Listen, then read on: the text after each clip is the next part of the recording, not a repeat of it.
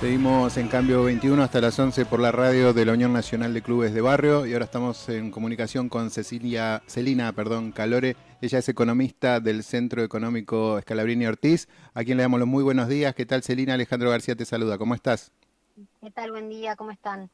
Bien, muy bien. Bueno, muchas gracias por esta comunicación. Bueno, te llamamos porque estamos analizando las últimas medidas económicas anunciadas por el ministro Luis Caputo. Bueno, bueno, la principal duda, ¿son medidas de emergencia? ¿Son las únicas? ¿Cuál sería el objetivo? ¿No? Porque son como muchos puntos que tiene que atender la economía argentina, pero no se conoce, no parece bien formar de un plan más a mediano y largo plazo. ¿Cómo analizan ustedes? ¿Cuál sería el verdadero objetivo de este ajuste brutal que se anunció hace 2 días?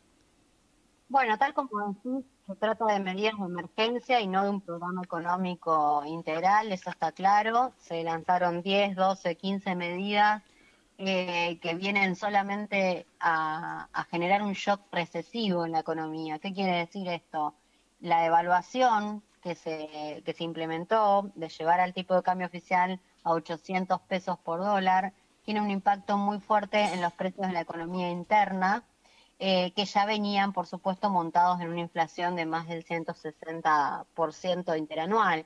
Esto no hace más que echar leña al fuego, digamos, eso va a generar que la inflación se propague aún más y que la actividad económica empiece a resentirse. Hasta ahora lo que veníamos viendo era fuerte inflación, pero con, digamos, aumento del trabajo, digamos, registrado, tasas de desempleo muy bajas, y todo eso ahora se va a empezar a resentir porque, por supuesto, esto es una fuerte pérdida de poder adquisitivo, una transferencia de ingresos en contra, en detrimento del sector trabajador, que son los que en última instancia mueven la economía a través del consumo interno. Y lo que se está buscando con esta devaluación no es más que licuar ese salario, es decir, que se genere esta crisis recesiva bajo una concepción de que con este ajuste, con esta recesión, los precios van a ceder.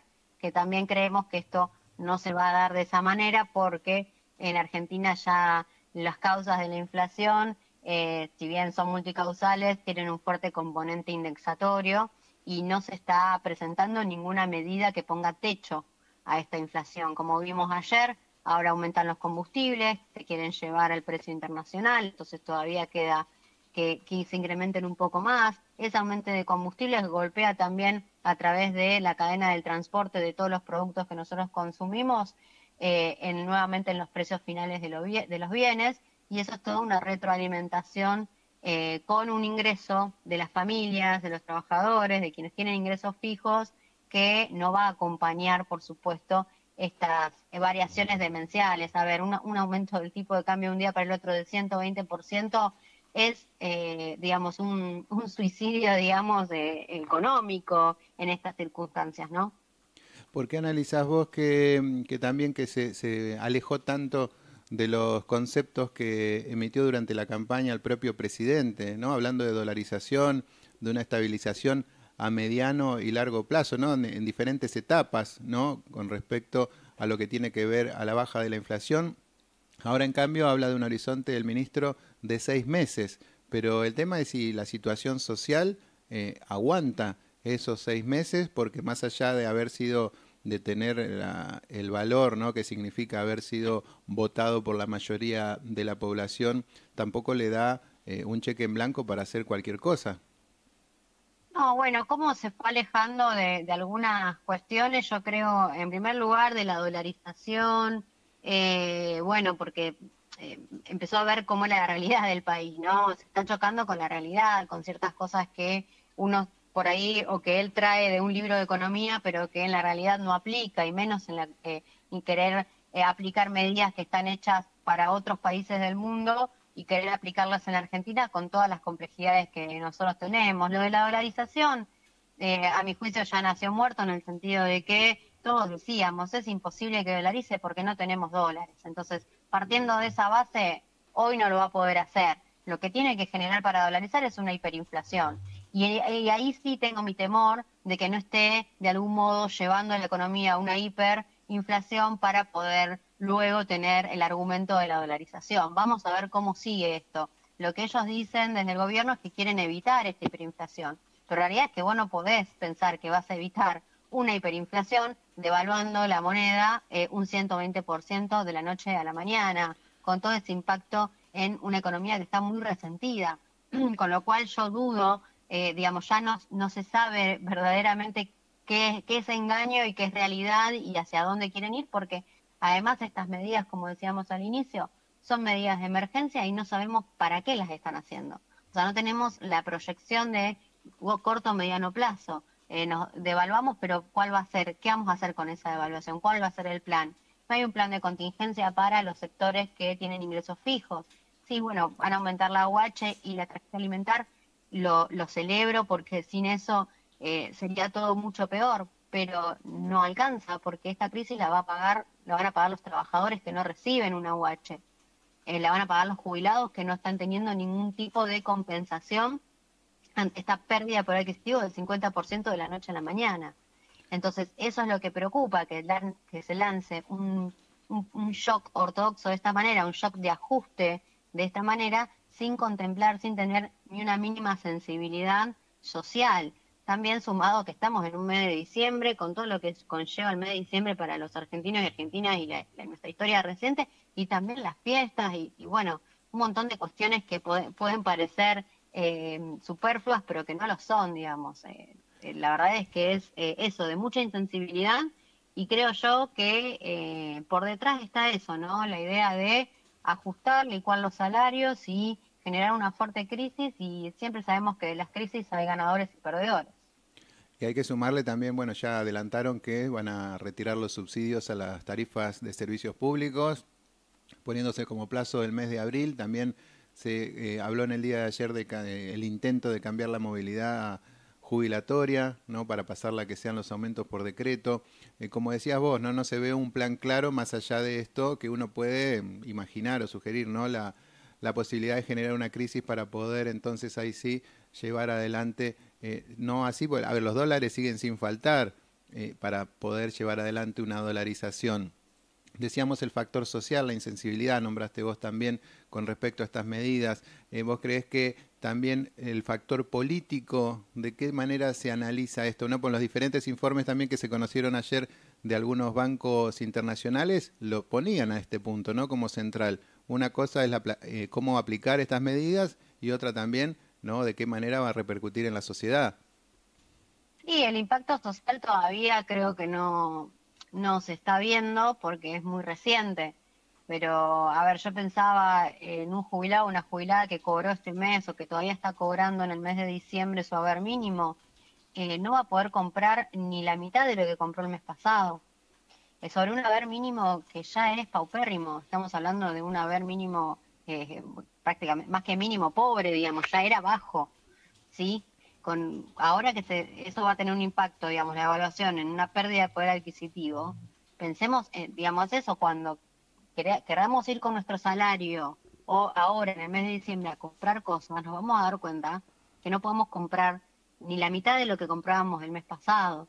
Entonces, creo que también la sociedad va a ir impactando a medida que vayan transcurriendo los días, no va a ser instantáneo, porque obviamente uno, a ver, yo por ahí que trabajo en esto y que por ahí veo la economía en su conjunto, ya me puedo anticipar al daño que va a tener, pero la realidad es que el trabajador, la trabajadora que se levanta todos los días, va a su trabajo, hace sus actividades, la verdad que le hablamos de una evaluación y tal vez hasta que no lo vea en su bolsillo no lo va a percibir, pero la realidad es que esto es un ajuste brutal que se dijo que iba a ser sobre la política, y que no es sobre la política, que es sobre los sectores medios de la sociedad, y que, bueno, que hay otras alternativas también, ¿no?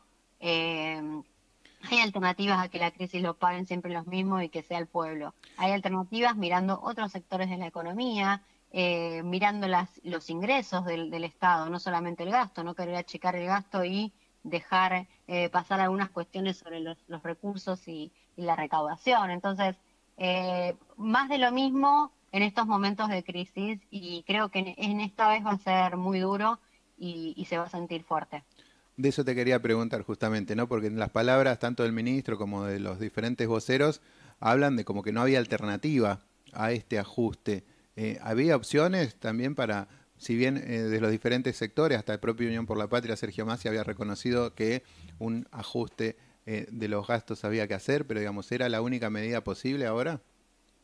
Sí, no, no era la única medida posible porque vos tenés distintas formas de ajustar y a quién ajustás. A ver, un ajuste de las cuentas públicas, había que corregir las cuentas públicas, pero uno tiene que estar mirando qué pasa en la sociedad. No es lo mismo corregir las cuentas públicas buscando cuidar el trabajo, la actividad industrial, la producción, que ajustar las cuentas públicas, eliminando la obra pública, generando una fuerte recesión un gran desempleo como el que se va a venir. Hay distintas maneras de mirar esas cuestiones. No digo que sea fácil, pero no era la única vía, porque también podríamos haber pensado, a ver, por ejemplo, cuando sucedió la última devaluación, la anterior a esta, digamos, ¿no? Después de las PASO, ¿qué hizo el gobierno en su momento? Bueno, implementó el compre sin IVA, le sacó las ganancias a los trabajadores, buscó contener la parte social porque sabía que eso impactaba en la actividad económica. Fue insuficiente, sí, pero se buscó algún tipo de contención. Y fíjate que a pesar de que se cerró con más del 160% de inflación un periodo de gobierno, teníamos otras partes de la economía que, digamos, seguían funcionando. Había actividad económica, había consumo, y había trabajo. Ahora lo que se está planeando, digamos, o lo que se está implementando es una fuerte recesión, frenar la actividad económica, desempleo, y bueno, con eso va a aumentar mucho más la pobreza, más que disminuirla, que debería ser el objetivo, ¿no? Celina, para finalizar, te pregunto, ayer desde la CGT estaban hablando de una previsión del 100% de inflación para los próximos 3 meses. ¿Ustedes llegaron a analizar también, después de estas medidas, cuáles serían los índices de inflación de los próximos meses? Nosotros en la última semana, el último mes, digamos, con la última semana de inflación, antes de la evaluación nos venía dando 20% mensual. Creemos que eso, bueno, por supuesto es un piso porque todavía no había pegado esta devaluación y creo que en los próximos 2, 3 meses la inflación puede llegar a duplicar ese monto, ¿no? Todavía, bueno, hay que ver esto, si si se implementa algún tipo de medida para contener, si se busca hablar con los sectores fijadores de precios de precios estratégicos de la economía. Digo, bueno, ¿qué va a pasar con las naftas? ¿Están liberadas? ¿Qué va a pasar con el sector de alimentos? No se pueden sentar con los empresarios e intentar por lo menos ponerle un coto a este incremento. Lo mismo digo con otros sectores, qué sé yo, de insumos estratégicos que hacen al resto de la economía. Hay otros caminos, pero bueno, acá estamos bajo una concepción de liberalismo y ese liberalismo lleva implícito la no intervención del Estado, así que hay que ver cómo sigue espiralizando la inflación, pero esto es un piso, ¿no? Celina, te agradecemos mucho por esta comunicación. Bueno, vamos a ver, esperemos que la próxima vez que hablemos no sea tan dramático, no solo la realidad, sino las perspectivas de futuro. Pero te agradecemos mucho para ir aclarando un poco lo que es este panorama. Gracias a ustedes por la comunicación. Un saludo. Ahí pasó Celina Calore, economista de CESO, bueno, tratando de entender un poco hacia dónde va la economía argentina. Seguimos en Cambio 21 hasta las 11 de la mañana por la radio de la Unión Nacional de Clubes de Barrio.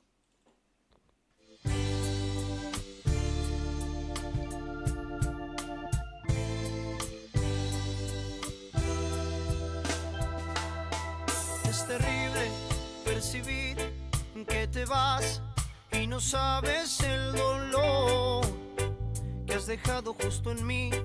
Te has llevado la ilusión de que un día tú serás solamente